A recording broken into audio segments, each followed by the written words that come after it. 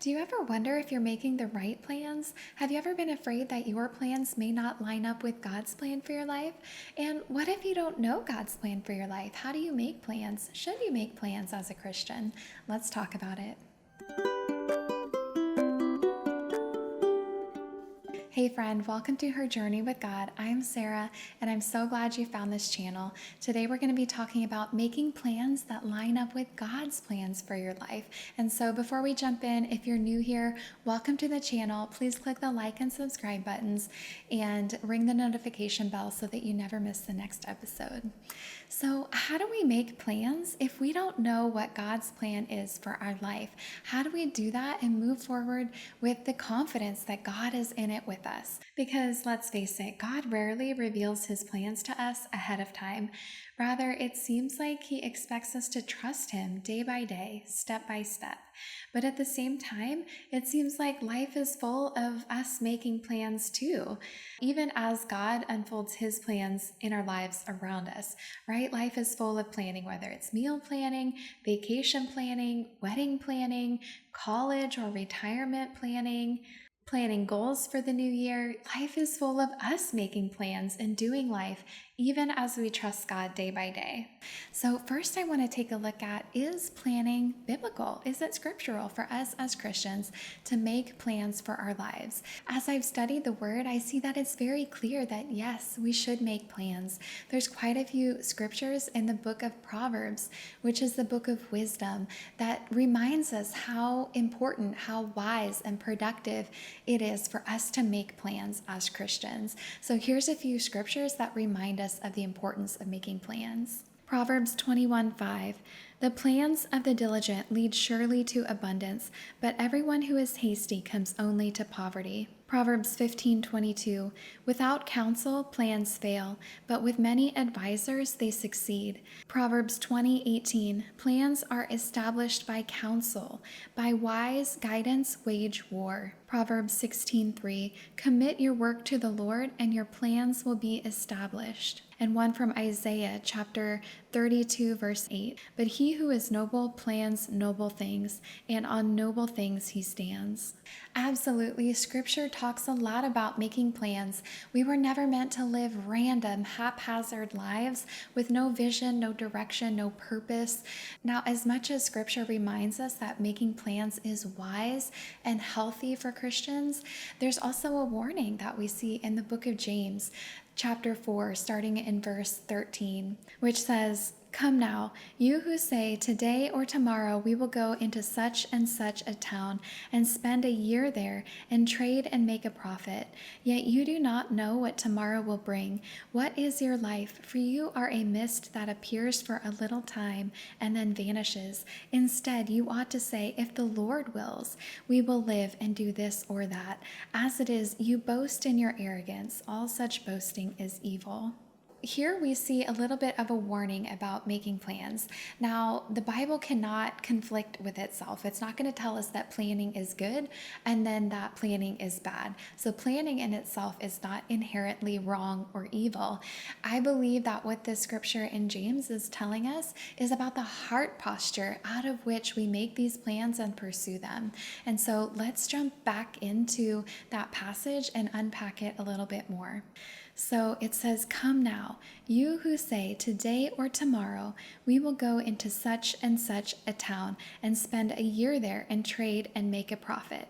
Okay, so this is the plan, right, that the person he's addressing here is making. He's giving an example of someone who is planning to go to a certain town, to spend a year there, to trade and make a profit and do some kind of business activity. But here's the correction that he's saying. Yet you do not know what tomorrow will bring. He's saying you do not know what the future has in store for you. You're making this plan and saying this is how it's going to be, this is what I'm going to do, but you don't know what the future holds. You don't know if that plan is actually going to work out. He says, what is your life? For you are a mist that appears for a little time and then vanishes. Instead, you ought to say, if the Lord wills, we will live and do this or that. As it is, you boast in your arrogance. All such boasting is evil. So he's not saying don't make a plan. What he's saying is rather say this, if the Lord wills, this is what we're going to do. It's not the plan that's wrong. It's the heart posture of the trying to control it and saying, this is absolutely what I'm going to do. This is going to work out. I'm going to pursue this. I'm going to make this happen. That is not the heart posture we should have as we're planning. As we plan to go and do business or to go into ministry, whatever it is that we feel called or led to do, we say, if the Lord wills, I'm going to do that. We make the plan, but we leave it in God's hands. We have open hands saying, Lord, I believe that this is the best plan that I can make as I'm considering how you're leading me in this season, what I feel called to, how I believe I can best steward what you've given me. When we're making those plans, we're not meant to do it selfishly, thinking, what can I gain from this? What's my selfish ambition, right? Scripture is against selfish ambition. Rather, when we make plans, we need to consider the Lord. What is God calling us to do? How is He leading us in this season? How can I give honor and glory to Him? How can I steward the gifts that He's given me, the resources that I have, that He has entrusted to me? As we're inviting God into it, praying about it, making these plans, seeking advice from other people, other mature believers, and making these plans, then we leave it in God's hands and say, Lord, if you will, this is what I'm going to do. I'm going to read through some scriptures here that talk about how God's will always prevails, no matter what plans we make. If those plans don't line up with God's will is going to trump our plans. Proverbs 21:31, the horse is made ready for the day of battle, but the victory belongs to the Lord. Proverbs 19:21, many are the plans in the mind of a man, but it is the purpose of the Lord that will stand. Proverbs 16:33, the lot is cast into the lap, but its every decision is from the Lord. Job 42:2, I know that you can do all things, and that no purpose of yours can be thwarted. So several of those verses are found in the book of Proverbs, which is the book of wisdom that we looked at earlier that talks about planning. And so we see these two pieces that have to balance in that we should make plans. It's wise to make plans, and yet God's purpose will still prevail. No matter what, no matter how we try to control it, our controlling is only going to cause anxiety and strife in our lives when we're fighting against God, trying to make things happen that aren't part of His will. So that's why we need to have those open hands in making those plans and submitting those to the Lord and saying, Lord, if you will, because God's will is going to prevail no matter what. So I have a couple of examples from my life where I have made plans and in the past tried to control those plans, just like James was saying, don't do that.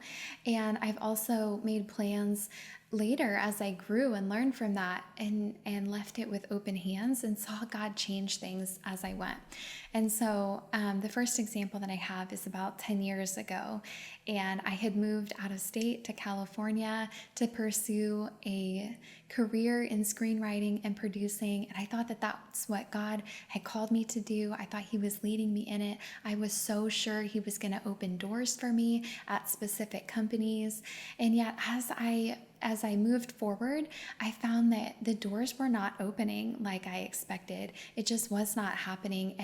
And the more it didn't work out, the more I strived so hard to control it and make it happen with cold calling companies, sending my resumes, trying to go to networking events, sending emails, just doing whatever I could to get my foot in the door with one of those companies. What I realized in hindsight was that God's plan was actually very different than my plan. I thought the purpose was to go and get this specific career, but God's purpose was actually about changing me, developing the fruits of contentment and joy and peace in my situation. And so because I was striving so hard, I was actually fighting against God's will, right? I was fighting against the inward work that He was doing because I was striving, I was anxious, and yet He was trying to get me to rest and dwell in contentment and peace and joy and fruitfulness right there where I was in the job that I was working. And so years later, I had much better hindsight on that one. And then a couple of years ago, I was making plans at the start of the year, like I usually do, sitting down at a coffee shop with a notebook, writing down goals and plans for that year. And I was doing the best I could to make goals that I thought were in line with how God was leading me. So they were goals to learn some new skills for my freelance design business, ways that I could serve my clients better. And then I had a section for my income level. I was barely making it at the time, and so I had set this goal to increase my income. And then I had a goal to maybe move later that year. I was renting a basement apartment, and I was like, I'd really like to move. I'd really like to start dating. I had a bunch of different goals on there. My year actually went incredibly different than I ever imagined. And so a month or two into the year, I was invited to go on a missions trip that I had been on a couple years prior to that. And I knew when I was invited that I just knew that God was saying, yes, let's do it. And so I thought about it and then committed to that. And it was actually a really big time investment. It meant planning for presentations that I'd be giving. It meant travel time. And so it actually took away from the goals that I had set for business. But then I also met my husband after I had made that commitment. And so we were dating, and we realized pretty quickly that this was going somewhere. So we did premarital counseling. I planned a wedding. All of these things, like my year didn't go anything like I planned. What I've realized is that God has better plans for us than we have for ourselves. So we should set those goals, make those plans, but at the end of the day, we need to trust God because He has the best plan in mind. And now something else that the Lord has grown me in over the years as I've made plans, I've had to commit those plans to Him. Let's jump back to what we read earlier in Proverbs chapter 16, verse 3. Commit your work to the Lord, and your plans will be established. For me, one thing that I've struggled with over the years is following through with the plans and the goals that I feel God has been leading me in, because I get afraid. I'm worried that what if I didn't make the right plan? Or what if this isn't going to turn out the way that I hope or think it will? And so often I'd make plans and set goals, and in one moment feel like this is something the Lord's leading me in, but then I'd be afraid and I'd second guess it, and then I wouldn't pursue it. And so something that I've had to grow in over the years is committing those plans to the Lord. Scripture promises that as we commit our work to the Lord, our plans will be established. The Lord begins to lead us. It may not always turn out the way that we planned it, but it's really important that if we make a plan, that we commit that to the Lord and say, Lord, you might change this plan. As I move forward, you might change it, and I'm open to that. But as of right now, with my best understanding, my best decision, my best planning, this is what I'm committing to you to move forward in. Now, please change it according to your will. As I move forward, please guide and direct me and change my plans as necessary. And so you might ask the question, why should I make a plan if God's will is going to prevail anyway? Why can't I just sit and do nothing and wait for Him to work it all out anyway? In the Gospels, we see the parable of the talents, how when the master went away, he left the servants in charge of the talents that they had. They were meant to use those and do business with them to trade and gain a profit. And so in the same way, God has entrusted different aspects of our lives to us, our gifts, our callings, our resources, the people around us, God has entrusted to us and expects us to be diligent and active in the community around us, in our sphere of influence, in those things that He has entrusted to us. And so to just sit back and say, I'm not really going to do anything, God's going to do His thing anyway, that's the wicked, lazy servant in the parable. And we don't want to be that person. We want to be diligent about what God has called us to do. And so planning is a big part of that. Now, even though God's will is still going to prevail, it's still important for us to make those plans, because I've heard it said, God can't steer a parked car. which talks a lot about how we need to be moving. We need to have some forward motion so that God can begin to guide us. If we just sit and wait for God to download the next 10 steps of our lives that we're supposed to take, that it's never going to happen, right? God leads us day by day, step by step. And so it's important to make those plans, to keep moving forward, and to trust and leave it in His hands, trusting that He is going to work it out for good. He's going to have His purpose prevail through all of it. So, friend, I hope that this is encouraging and gives you the confidence to make plans and set goals, even though you may not know God's perfect plan for your life, right? We never know those things in advance. We don't know the future. We can't control the future. And so the best that we can do today is prayerfully make goals in line with what we believe God is gifting us in, calling us to do, what He's doing in our lives in this season, and then committing those to God and surrendering those to Him and seeing what He's going to do with our lives. God bless you.